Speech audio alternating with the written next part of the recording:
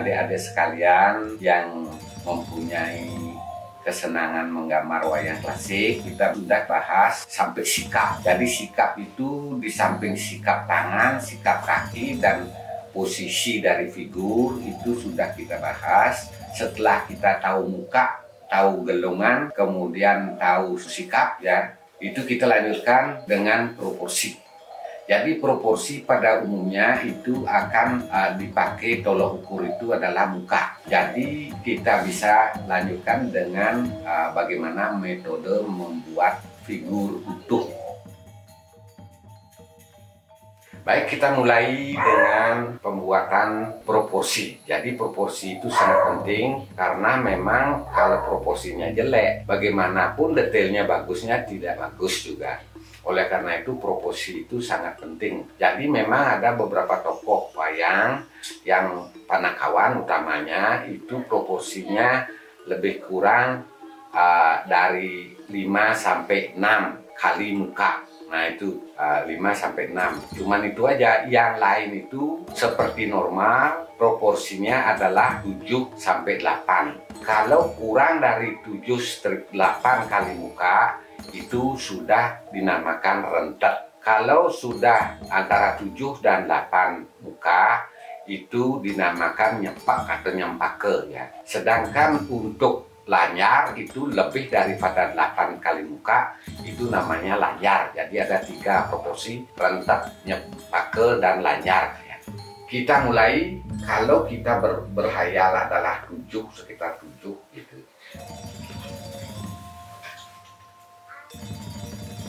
Jadi ingat ini, kalau mana yang di tengah ini adalah set. Ya, jadi di tengah. Kemudian yang ini adalah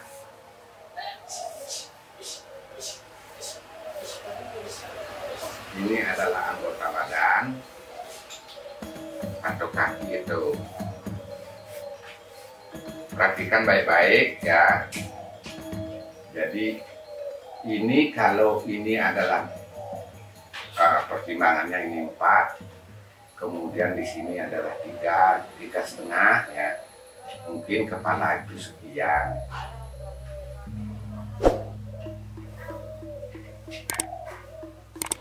Kepala sekian, kemudian ini pundaknya, dan yang di depan itu agak. Jadi seperti ini. Jadi teman-teman atau adik-adik ini perhatikan. Tidak boleh menggambar dari mata, kemudian hidung, kemudian bibir, kemudian nanti kalau tidak istilahnya proporsi ini dulu digambar, bisa-bisa nanti kakinya keluar atau tangannya keluar. Jadi ini dipatok ini seperti ini sudah sekitar 7 sampai ke muka gitu, ya. Nah, jadi di sini kira-kira dari pundak ini 1/3, ya. Ini mulai lipatan dari kamen atau istilahnya sarung, lipatan sarungnya.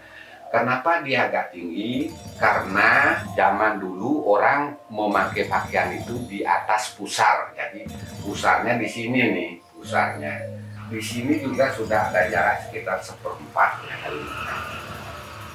Kemudian dari sini perkiraan kaki dari paha sampai perseniannya di sini itu sekitar 2.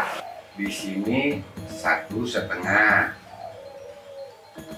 Di sini juga 1,5. Kemudian kalau dia punya tangan, ini adalah 1,5. 1,5 sampai sini, ini adalah 1 sampai sini, 1 kepala, kemudian langsung jari.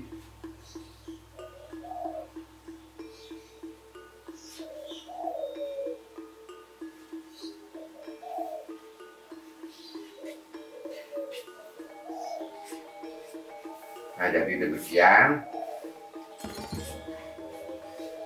Jadi kalau teman-teman menggambar, itu harus dari global dulu atau kub dulu, ya. Setelah kub baru berpikir pakaiannya kayak apa dan sebagainya. Ini membuat proporsi dan kita lanjutkan dengan pakaiannya, jadi pakaian dan perhiasannya. Nantinya mungkin coba dengarkan baik-baik ini karena ada beberapa komponen yang memang perlu dilatih sehingga menjadi hafal.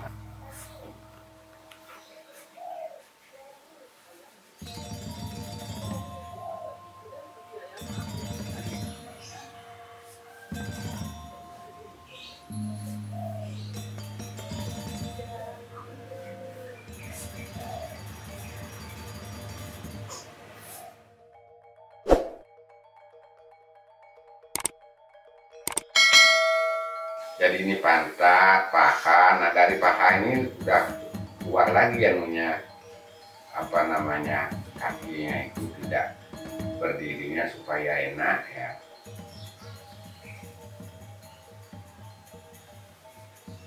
Ya seperti ini. Jadi ini kalau cekak pinggang, ingat ini proporsi ini lebih pendek daripada ini ya. Karena sebetulnya wayang klasik sudah ada sedikit perspektif garis ya, walaupun secara umum adalah medek atau datar.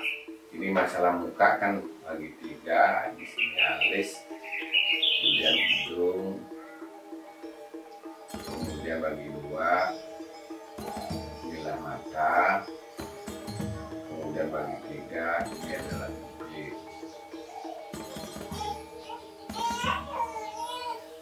Jadi ini nanti diperbaiki lagi waktu belajar muka, kita sudah bahas.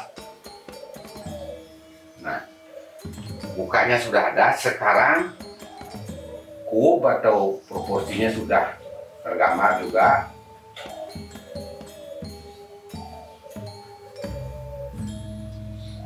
Sekarang pakaian, dengarkan baik-baik ya, bila perlu pegang pensil, tulis. Ini namanya petitis. Jadi ini namanya pada manis. Kemudian lanjut, di sini namanya silut karno. Silut karno ini lanjut ke sini, kemudian dari sini keluar. Kalau ini sekar taji, berisi sekar taji, ini yang komplit ada seperti itu, keluar di sini. Kemudian ini juga keluar di sana. Ini ron-ron. Di sini misalnya gelung agung itu atau tajuk. Ya seperti ini. Sudah kita jelaskan kemarin itu. Kemudian di sini gerudung mungkur.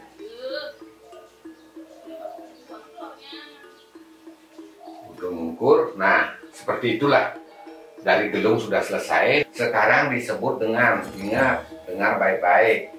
Ini namanya badong.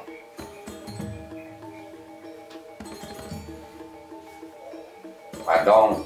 Jadi seperti kalung begitu hiasannya. Kemudian di sini namanya kelat bau. Kelat bau yang di sini lebih kecil, karena di sini jangan merusak muka, tidak boleh mukanya rusak. Ya. Kemudian kalau memang ada kumis silakan. Kalau orang sudah kawin itu boleh kumis. Kalau yang belum kawin jangan diisi kumis. Lanjutannya adalah di sini adalah kalau Bali saput ya. Ya bahasa halusnya adalah selimpat. Ya. Selimpat ini jalan ke sini, kemudian keluar di sini. Jadi ini adalah tangun selipat, selimpat ya. Jadi ujung dari selimpat. Nah kemudian di sini ada kancing sabuk. Di kepala kancingnya nih, kancing sabuk begitu, kancingnya ini. Jadi baru namanya ini naga wangsur. Di sini ada penekes dada. Dan ingat, ini adalah ukuran bagaimana membuat proporsi. Jadi setengah dari ini adalah seknya di sini. Kemudian di sini ada petat atau ikat pinggang. Setelah ikat pinggang, di sini ada sisa yang disebut dengan kembang waru. Ini ikat pinggangnya double itu, jadi yang dengan kain dan ini. Nah, sedangkan ini dan hiasan dari yang supaya kelihatannya cantik ya. Di sini semua ini lipatan-lipatan dari sabuk itu sendiri, dari ikat pinggang itu sendiri. Jadi ini disebut kembang waru, di sini juga kembang waru nih. Ya, jadi double begitu kembang waru. Ini namanya ampo-ampo. Kalau dia raja atau dewa ini 3 ya. Dari sini 1, 2, 3. Kalau ini cukup 2 saja karena memang bukan raja ya, bukan dewa ya. Oke, kita lanjutkan dengan ini adalah kalau kelihatannya seperti celana pendek begitu, seperti pen ya. Atau ini sebetulnya dikenal nih adalah kampuk nih sebetulnya.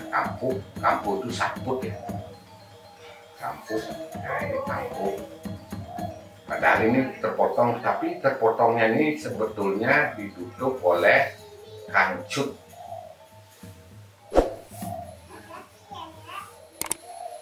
Jadi ditutup oleh kancut ini. Nah kemudian hiasan, ada hiasan di sini. Kayak setewel gitu, ini sebetulnya ikatan-ikatan yang istilahnya agak mewah karena ini terdiri dari emas-emasan ya. Kemudian setelah kita tahu ini juga hiasannya adalah hiasan namanya setewel.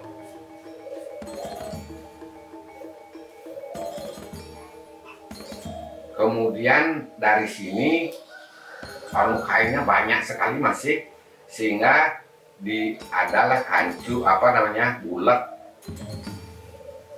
Jadi bulat itu dibawa ke belakang lagi, kainnya dibawa ke belakang. Kemudian masih lebih juga, kemudian lebihnya itu larinya ke sini.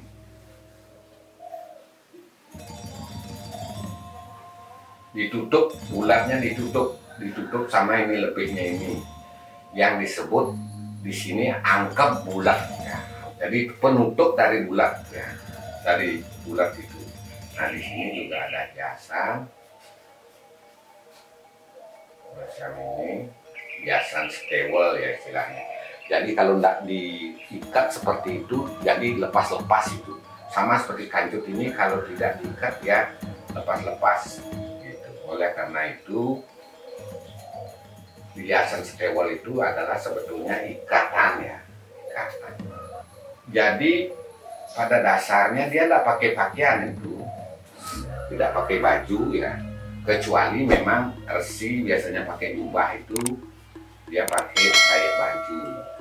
Nah ini sempurnalah sudah bagaimana membuat proporsi ya. Jadi proporsi ini sudah tentu ini adalah dagunya di sini. Di sini ada 1/4 kira-kira jaraknya, tidak terlalu lebar di sini. Kemudian kalau saya ukur ini adalah 1,5, adalah sampai di sini. Kemudian dari sini sampai ini dia kira 3/4 lah. Kemudian dari sini dikurang lagi sedikit, jadi dari sini 2-nya 2, 1,5, setengah. Jadi begitu. Jadi dihitung semua menjadi 4 di sini 3,5, 7,5 kurang sedikit ya. Berarti antara 7 sampai 8. Itu bagaimana cara membuat figur wayang proporsional.